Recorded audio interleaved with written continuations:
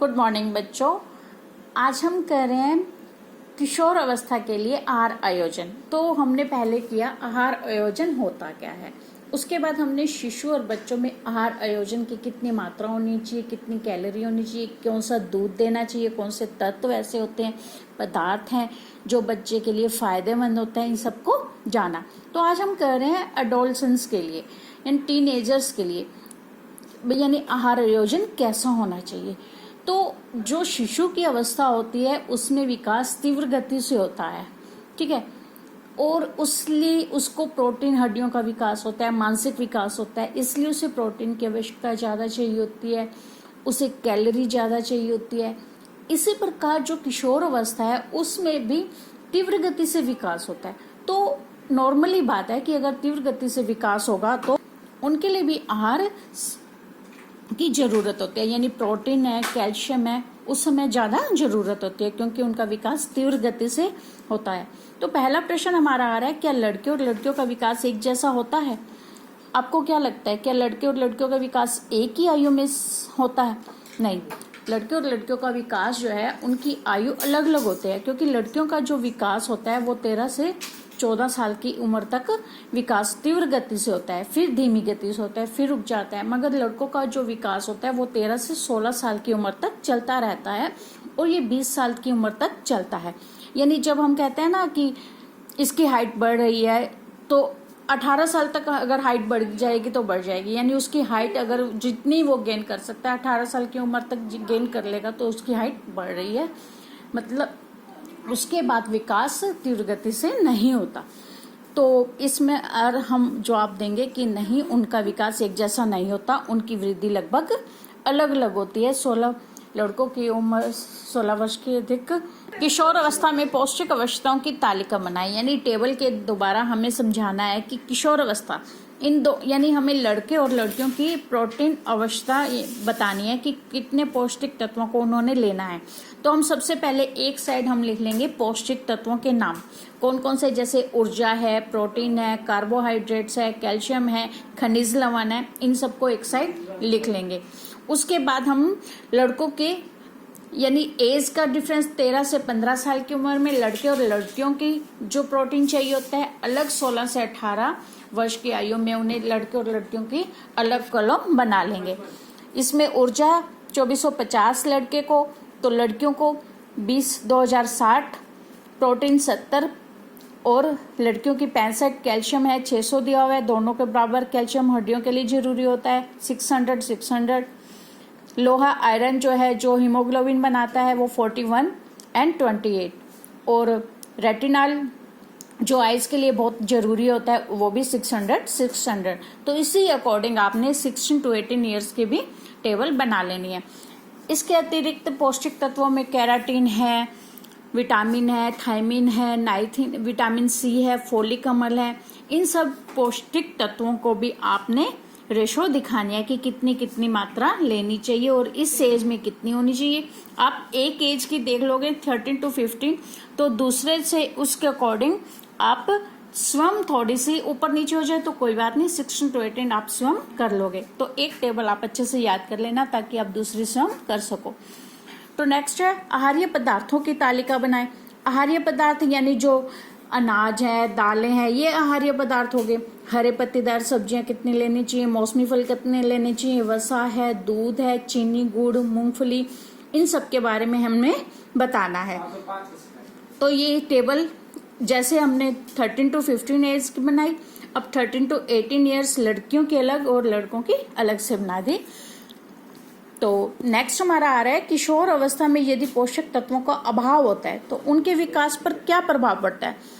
तब ये तो कॉमन सेंस है कि अगर पोषक तत्वों का अभाव रहेगा तो उनके विकास कैसा होगा, उनका विकास अच्छे से ग्रो नहीं करेगा, कमजोर हो जाएंगे, उनका जो हाइट है यानी छोटे कद के रह जाएंगे, या शारीरिक भार में वृद्धि नहीं रहेगी, उनका कार्य में मन नहीं लगेगा, उनकी बाजू मांसपेशियां दर्द रहेंगी और उनको भूख भी नहीं लगेगी। तो ये सब पोषक तत्वों की कमी के कारण है और पोषक तत्वों की कमी के अभाव के कारण बच्चे कुपोषण का भी शिकार हो जाते हैं। तो हमारा नेक्स्ट क्वेश्चन आ रहा है किशोर अवस्था में पोषक तत्वों की आवश्यकताओं का वर्णन करें। तो आवश्यकता में हमने अलग अलग, क्योंकि लॉन्ग आंसर यानी ये आप खुद कॉमन सेंस में आ जाएगा कि अगर 6 नंबर के में क्वेश्चन पुट किया गया है तो हमें सिर्फ पोषक तत्वों का सिर्फ एक कॉलम बना के, एक पैरा बना के नहीं लिखना, हमें उसको अलग अलग से एक्सप्लेन करना है। ऊर्जा का आप एक्सप्लेन कर दोगे, ऊर्जा के बारे में मैंने आपको बताया हुआ है, पहले लेसन में हमने किया था कि ऐच्छिक और अनैच्छिक क्रियाएं होती हैं, इसके लिए हमें ऊर्जा की ज़रूरत होती है, और ऊर्जा हमें अनाज से मिलती है, दालों से तो प्रोटीन मिलता है, अनाज है या फिर जो बाजरा है, इनसे हमें ऊर्जा प्राप्त होती है। तो ऊर्जा वाला आप टॉपिक स्वयं कर सकते हैं।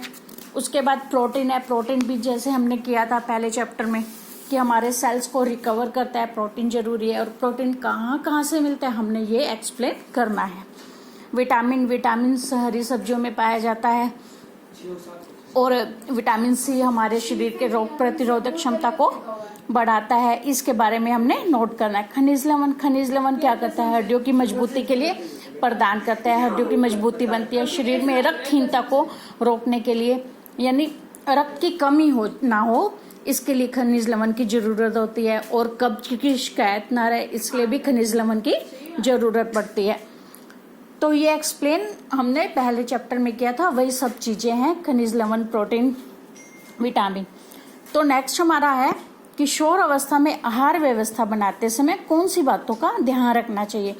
तो हमने देखा ना कि ये जो हमने पहला क्वेश्चन किया कि प्रोटीन होना चाहिए, विटामिन होने चाहिए, खनिज लवण होने चाहिए, उसी के अकॉर्डिंग हम आहार आयोजन की स्वयं बना सकते हैं। क्योंकि ऊर्जा को पहले ले लो, ऊर्जा के अकॉर्डिंग आप लिख सकते हैं कि किशोर अवस्था में खाद्य पदार्थ अनाज है, मिले जुले मिश्रित खाद्य पदार्थों को शामिल करना चाहिए, वसा को शामिल करना चाहिए, चिकनाहट यानी वसा मिले फ्रूट, मौसमी फलों को खाना चाहिए, भोजन का समय निर्धारित करना चाहिए, मसालों व तले हुए पदार्थों का सेवन कम करना चाहिए। ये सब बातें हम इसमें लिख सकते हैं बेटा। तो नेक्स्ट हमारा क्वेश्चन आ रहा है किशोर अवस्था में पोषण संबंधी आवश्यकताएं क्यों बढ़ती हैं? अतिरिक्त जरूरतों को पूरा करने के लिए आप ब्रेड, सैंडविच या चाय के आहार में क्या 3 परिवर्तन ला सकते हैं? तो सबसे पहले तो हम बताएंगे क्योंकि इस उम्र में आके बच्चों का शरीर का जो ढांचा होता है वो मजबूत होता है, इसलिए पोषक तत्व की जरूरत पड़ती है। हड्डियों की वृद्धि होती है, अस्थियों की वृद्धि होती है, आकार बड़ा होने के कारण उनमें बड़प्पन के गुण दिखाई देने लगते हैं। रोग प्रतिरोधक क्षमता भी बढ़ती है, क्योंकि जो बच्चे पहले छोटे होते थे ज़्यादा बीमार होते थे, मगर किशोर अवस्था में आने के ऊपर वो स्टेबल हो जाते हैं और उन्हें जो रोग प्रतिरोधक क्षमता होती है वो बढ़ जाती है। इसके अतिरिक्त तंतुओं में वसा का जमाव होना, मानसिक रूप से परेशान, यानी बच्चे मानसिक रूप से अस्थिर रहते हैं क्योंकि बिना वजह की वो चिंतित रहते हैं, जिससे शरीर के तंतु टूट जाते हैं। उसको रिकवर करने के लिए भी इन चीज़ों की जरूरत होती है, यानी पोषक तत्वों की जरूरत होती है। नाड़ी संस्थान स्थिर रहते हैं। इसके अलावा इन्होंने जो क्वेश्चन दिया कि आप ब्रेड, सैंडविच तथा चाय के आहार में क्या 3 परिवर्तन ला सकते हैं। तो हम 3 परिवर्तन इसके अलावा क्या ले सकते हैं? हम ब्रेड, सैंडविच, चाय के अलावा स्प्राउट्स ले सकते हैं, अंकुरित अनाज ले सकते हैं, जिससे पोषक तत्वों की कमी को पूरा किया जा सकता है। स्प्राउट्स ले सकते हैं, पोहा ले सकते हैं, या मिक्स वेजिटेबल्स का दलिया ले सकते हैं। इसके अतिरिक्त कॉर्नफ्लेक्स, दूध ले सकते हैं। तो मौसमी फलों का जूस भी हम नाश्ते में शामिल कर सकते हैं। तो इसके अतिरिक्त हम ये सब चीज़ें आहार में अपने नाश्ते में परिवर्तन लाया जा सकता है। तो हमारा ये जो 7 चैप्टर था कंप्लीट हो गया बेटा। इससे रिलेटेड जो MCQ है वेरी शॉर्ट है, उसकी PDF मैं आपके पास सेंड कर दूंगी। Goodbye and thank you बेटा।